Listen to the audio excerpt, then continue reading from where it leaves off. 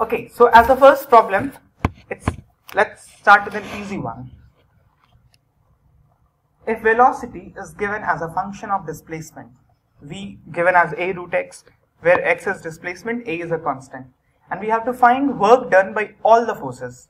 We have to find work net when the displacement is from 0 to d, when the particle moves from 0 to d, and the displacement is of d on the positive x-axis. Net work done. Net work done is change in kinetic energy. Change in kinetic energy is half mv square. V final from here is a root d minus half mv initial. V initial would be 0. So this is simply half m a square d. This is the net work done, because net work done is change in kinetic energy.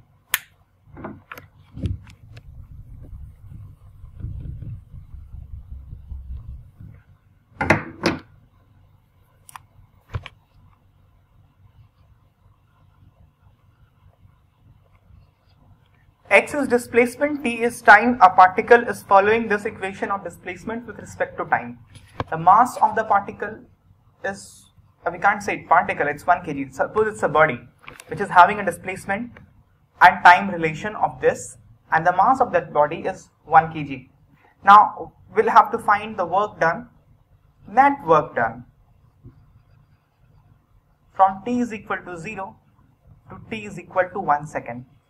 Net work done. Again, it's a pretty simple one. Net work done is change in kinetic energy. Kinetic energy is half mv square. We have to get velocity. Displacement is given. Getting velocity is simple. Velocity is dx by dt. Do a simple differentiation. Velocity is t square. So change in kinetic energy is net work done. Do the oral calculation and find what is the net work done. If you have done the calculation, you will get net work done to be 0.5 joule.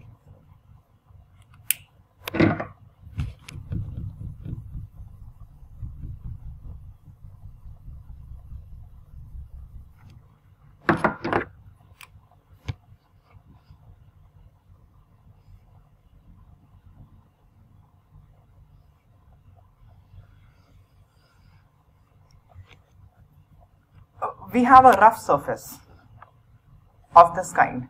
This is a block of 1 kg kept at the top, kept actually very near to the edge. This is a block of 1 kg. The height that initially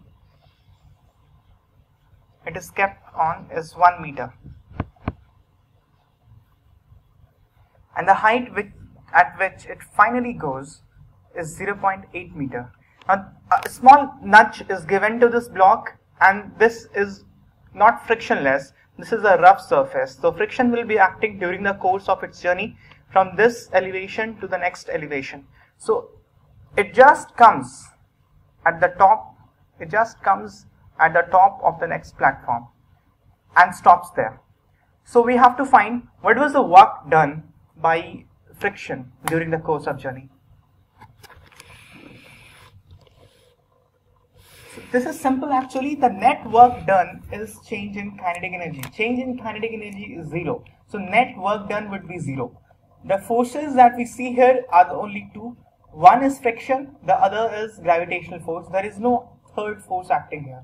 So work done, net work done, I mean including these two forces, work done by gravity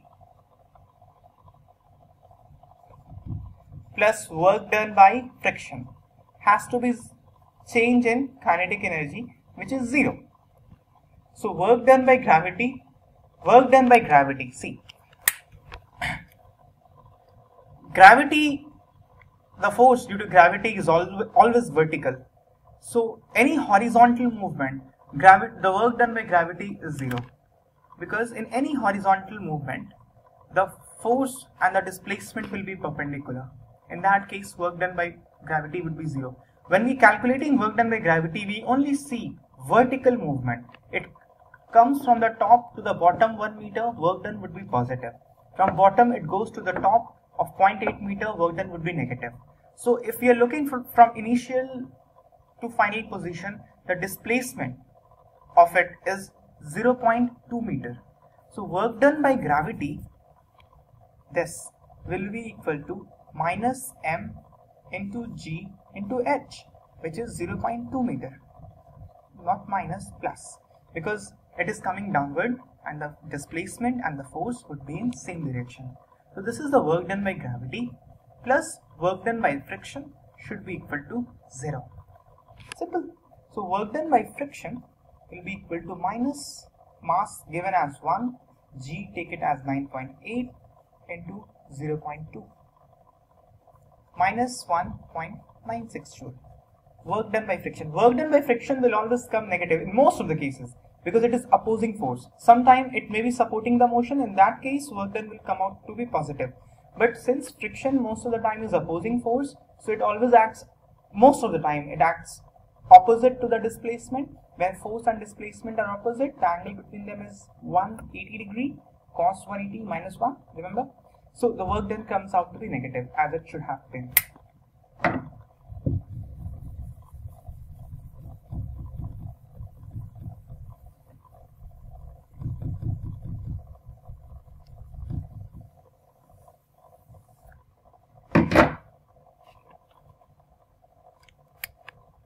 Now, let us see this one.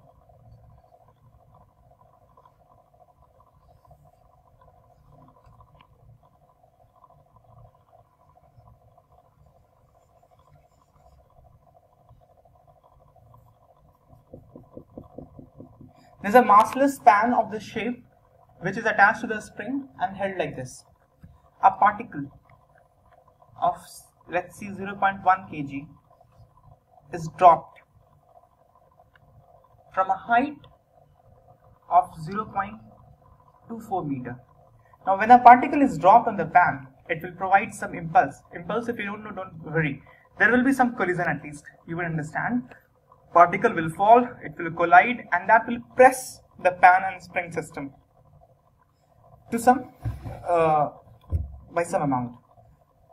So it is given that when it falls, the compression in the spring is 0.01 meter.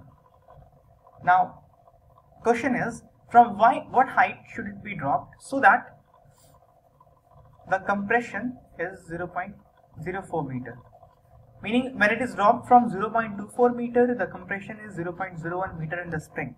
So, from what height the particle should be dropped so that the compression is 0.04 meter?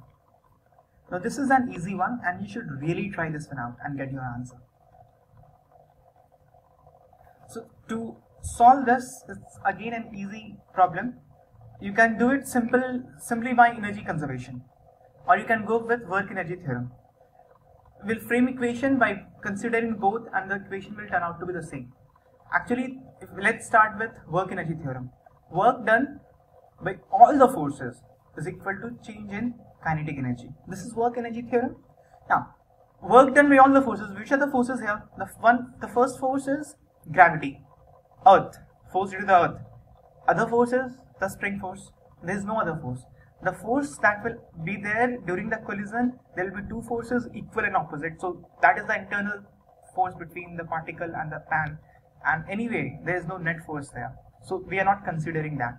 The net force is with the gravity and the other one is with the spring.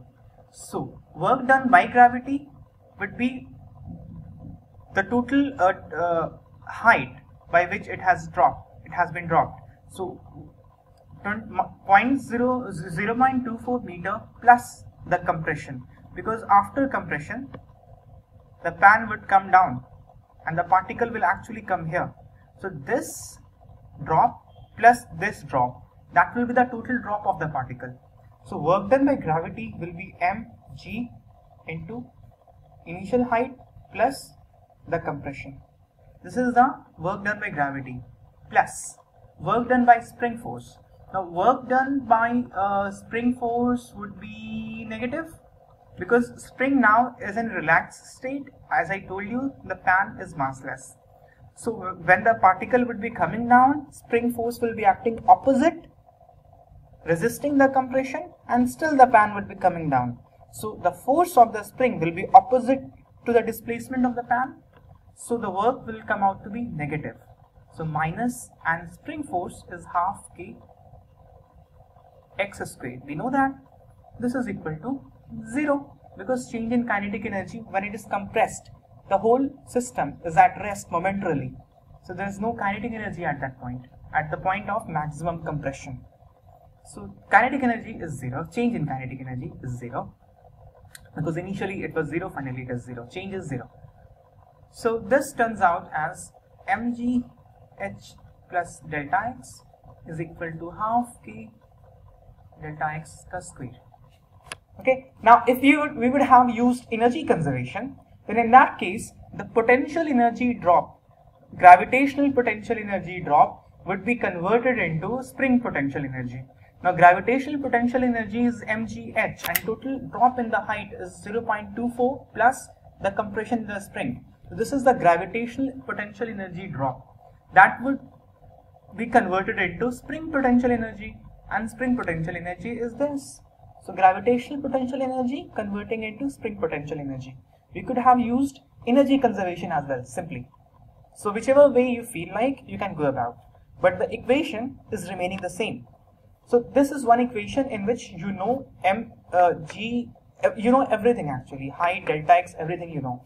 For the next case, height is asked, h dash, fine, and the next compression is given 0.04.